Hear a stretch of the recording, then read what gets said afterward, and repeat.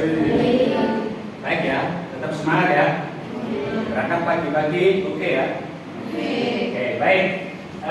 Pada pertemuan kali ini kita akan membahas tentang pengantar metodologi studi Islam. Jadi setelah kita jelaskan di pertemuan pertama kemarin tentang bagaimana mata kuliah ini akan berlangsung, maka di sini kita akan membahas lagi tentang apa yang akan kita lakukan pada pertemuan kali ini. Pertama, ini adalah LPS kita yang akan kita gunakan sebagai panduan dalam pembelajaran satu semester ke depan. Nah, pada LPS ini terdapat capaian pembelajaran TPL Prodi dan juga capaian pembelajaran mata kuliah. Nanti diharapkan setelah mengikuti mata kuliah ini kalian bisa memiliki tiga kecakapan. Di sana ada sikap, keterampilan, dan pengetahuan. Lebih lanjut nanti bisa dipelajari di dokumen RPS yang sudah saya share. Untuk pertemuan kedua, ini nanti kita akan membahas tentang pengantar metodologi studi Islam dan pembelajaran yang akan kita gunakan menggunakan model pembelajaran LOG-F, yaitu literasi, orientasi, kolaborasi, dan refleksi.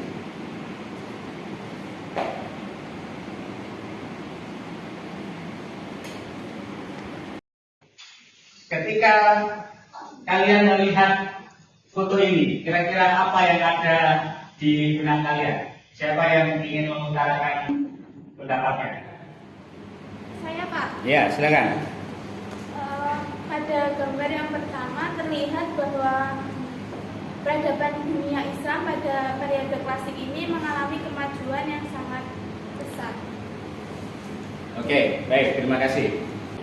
Benar, foto ini menunjukkan kemajuan peradaban dunia Islam di masa klasik. Foto ini menunjukkan bahwasanya para ilmuwan sedang sibuk di bidangnya masing-masing ya. Di sana ada astronomi, matematika, kimia, fisika, dan lain sebagainya. Kemudian untuk gambar kedua, kira-kira apa pendapat kalian? Ya, Mas Agung, gimana? Menurut saya gambar di atas menjelaskan tentang kemunduran Islam yang mengalami keadaan miskin dan sedang terpuruk di masanya. Di masa kini ya maksudnya ya? Oke, baik, terima kasih. Benar, foto kedua ini menunjukkan keadaan dunia Islam sekarang atau dewasa ini, bahwa dulu kita ini masih peradabannya, kemudian sekarang mengalami kemunduran, berarti ada problem di sana. Nah, kita lihat foto yang ketiga. Kira-kira dari sini apa pendapat kalian? Saya, Pak. Ya, Mbak Fani, silakan. Dari gambar 3 dapat disimpulkan bahwa justru di gambar ini berbanding terbalik dengan gambar yang pertama. Oke, yang pertama. Karena di masa sekarang ini justru bangsa Barat yang mengalami kemajuan yang begitu pesat di berbagai sisi, terutama di teknologi. Oke, baik, terima kasih Mbak Fani. Benar. Ketiga foto ini, inilah yang akan menjelaskan nanti secara umum ya, bahwasanya kenapa studi Islam itu perlu. Bagaimana kita mempelajari Islam agar bisa mengembalikan kejayaan peradaban kita di masa lampau. Tentunya untuk kembali maju itu harus punya langkah-langkah, metode-metode, dan pendekatan-pendekatan.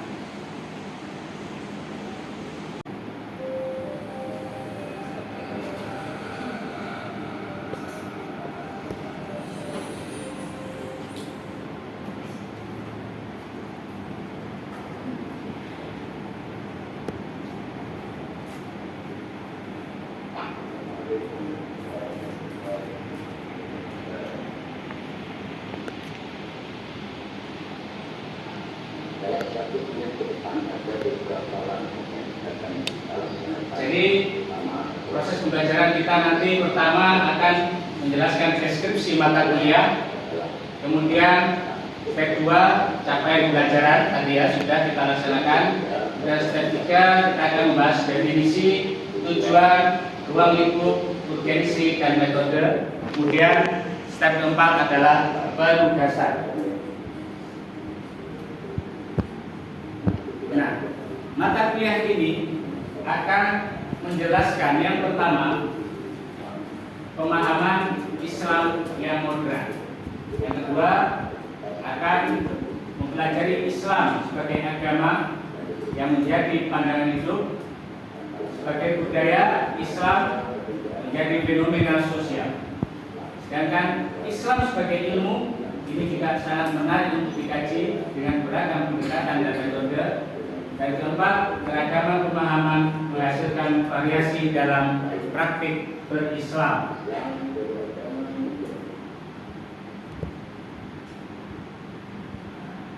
Ini capaian pembelajaran kita tadi,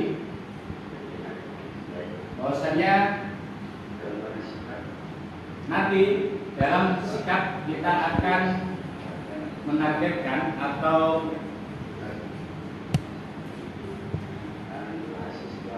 menghasilkan mahasiswa yang mempunyai sikap.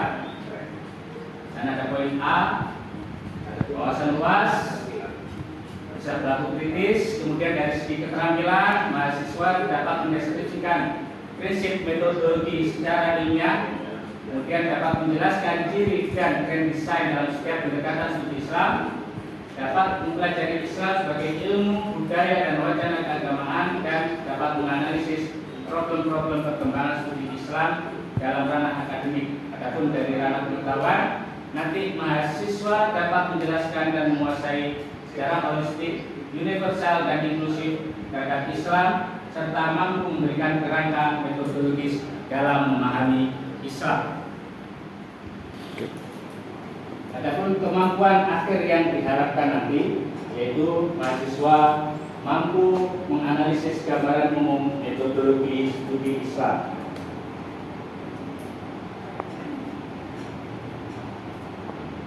Baik, kita mulai masuk ke pengertian studi Islam.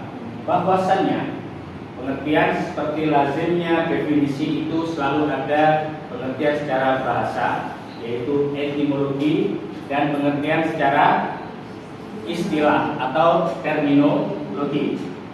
Secara etimologi atau secara bahasa, bahwasannya studi Islam itu berasal dari bahasa Arab, yaitu dirosah Islamiyah, atau berasal dari bahasa Inggris, atau padanan katanya dalam bahasa Inggris adalah Islamic Studies, yaitu kajian mengenai hal-hal yang berkaitan dengan Islam. Jadi semua praktek kajian yang menjadikan Islam sebagai objek kajiannya bisa disebut sebagai Islamic Studies. Adapun secara terminologi, yaitu usaha sadar dan sistematis untuk mengetahui dan memahami serta membahas secara mendalam tentang segala hal yang berhubungan dengan Islam. Ya, sedangkan kata Islam sendiri pada kata studi Islam itu berarti sebuah ketundukan dan berserah diri, kemudian untuk mencapai keselamatan dunia akhirat, dan berarti sebuah kedamaian.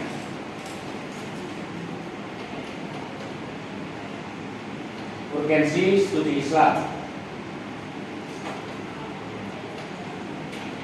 Nah, ini relevansinya dengan gambar di awal tadi yang kalian tanggapi tadi. Bagus sekali tanggapannya, karena itu menggambarkan kondisi problematis umat Islam.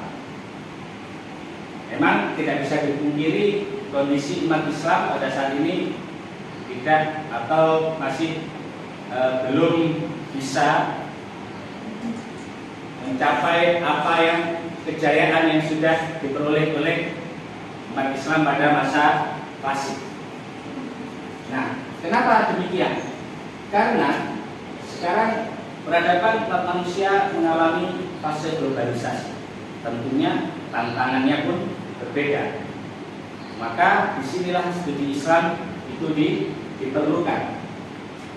Kemudian, kenapa studi Islam ini penting? Yang ketiga, karena corak legalistik, formalistik pada kondisi keberagamaan masyarakat Indonesia. Jadi praktik keagamaan yang terlalu formal, yang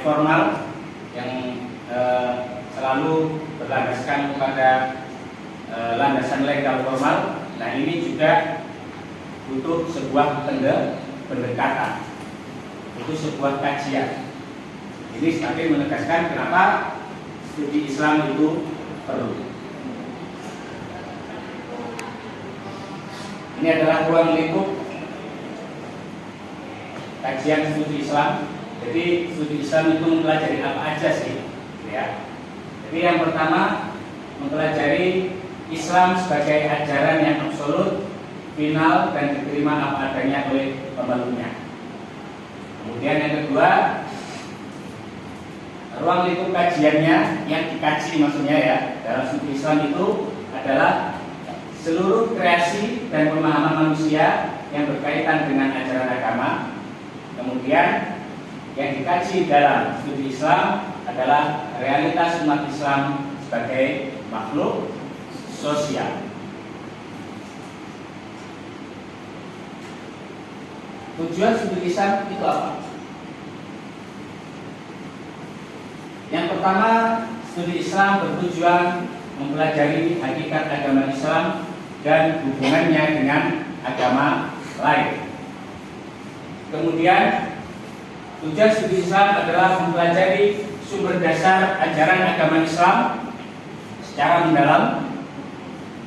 Yang ketiga, tujuannya adalah untuk mempelajari pokok ajaran Islam yang otentik secara mendalam. Dan yang keempat, yaitu bertujuan untuk mempelajari prinsip dan nilai mulia dari ajaran agama Islam. Jadi ini tujuan utama kita belajar metodologi studi Islam. Agar tujuan-tujuan tersebut bisa tercapai dengan baik dan dengan sukses, maka diperlukan sebuah metode dan pendekatan. Nah, ini ada pendekatan dalam studi Islam yang lazim digunakan oleh para akademisi. Sini ada pendekatan teologis, pendekatan filosofis, pendekatan sosiologis, pendekatan historis, pendekatan kebudayaan, pendekatan antropologis, pendekatan psikologi, pendekatan doktriner, dan pendekatan normatif. Kemudian metodenya, ini menurut Ali Syariati, bahwasanya metode studi Islam itu adalah pertama, yaitu bertujuan untuk mengenal Allah. Ya. Kemudian mempelajari kitab Al-Quran, mempelajari kepribadian Rasulullah, mempelajari pemikiran para imam mazhab dan aliran dalam Islam.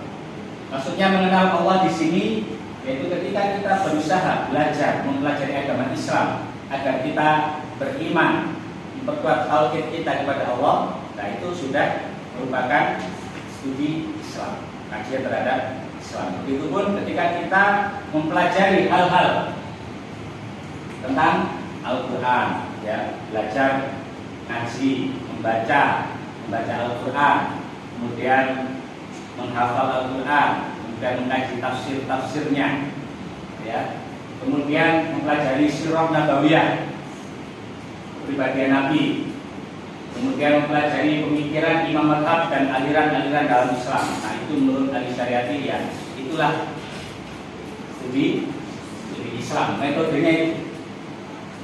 Kemudian secara lebih rinci, ya, ada berbagai metode juga.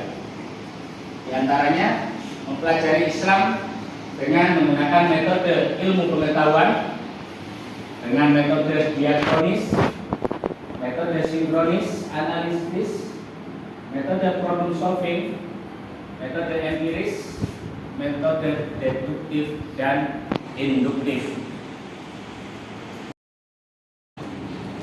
Baik, sampai di sini ada yang ingin ditanyakan? Bertanya, Pak.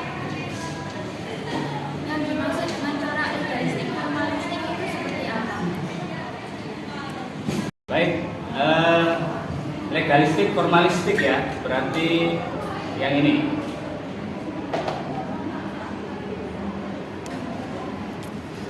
Oke, yang dimaksud legalistik formalistik yaitu di mana di masyarakat Indonesia ini kebanyakan memaknai ajaran agama ini dalam bentuk ritual formal.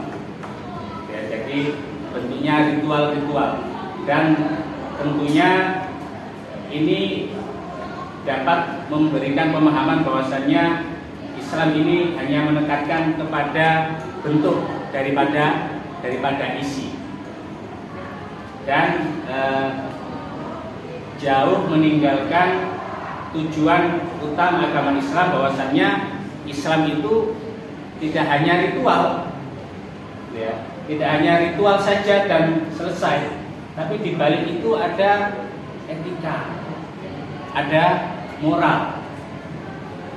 Kalau hanya ritual-ritual saja, tapi secara etika kita pribadi, secara moral pribadi kita kurang bagus, nah itu juga sebuah problem. Nah, maka untuk membebaskan umat Islam dari pemahaman yang menganggap bahwasannya agama Islam hanya sekedar ritual formal saja, maka diperlukan sebuah kajian pada Islam, yaitu yang disebut dengan studi Islam ini. Baik, kalau dihubungkan dengan generasi kalian ini, generasi milenial, kira-kira penting nggak studi Islam ini? Ada yang mau kasih pendapat? Saya, Pak. Oke, baik, silakan. Agar generasi milenial memiliki pemikiran yang kritis sesuai dengan ajaran Islam yang digabungkan dengan ilmu pengetahuan sekaligus teknologi. Membentuk pemikiran generasi milenial tentang pentingnya memiliki sikap toleransi. Yang ketiga, meminta generasi milenial untuk menghormati pendapat orang lain. Meminta generasi milenial menjadi seorang yang berhati lembut dan berjiwa besar, agar melahirkan generasi milenial yang percaya diri, berani berpendapat, dan berani mempertahankan pendapatnya sesuai dengan kajian ilmu yang dimiliki. Baik, ada sebuah quote menarik dari Syekh Muhammad Muhanna tentang metodologi, bahwasanya ilmu itu berkaitan dengan metode ilmiah. Maklumat atau informasi jika tidak digunakan sesuai metode ilmiah akan merugikan dan tidak berguna. Artinya jika ada sebuah sumber pengetahuan atau informasi, ini harus digunakan secara benar, harus dikelola secara benar. Ini yang dimaksud oleh Syekh Muhammad Muhanna. Baik, selanjutnya kita berada di penghujung, yaitu tugas. Nah, di sini tertera tugas apa yang harus kalian lakukan, yaitu membuat makalah atau paper yang mengulas secara mendalam tentang pengantar metodologi studi Islam tadi, ya, pengertian pendekatan dan metode tadi. Itu kalian cari sumber referensinya sesuai dengan model log R yang kita gunakan, literasi. Itu kalian mencari sumber referensi tentang pokok bahasan tersebut, kemudian kalian diskusikan sesuai kelompok yang sudah dibagi, kemudian kita presentasikan dan kita refleksikan bersama. Panjang papernya minimal 4.000 kata, lengkap dengan catatan kaki atau rujukan. Baik, demikian akhir dari pertemuan kita pada hari ini. Sampai bertemu kembali di pekan depan. Assalamualaikum warahmatullahi wabarakatuh. Waalaikumsalam.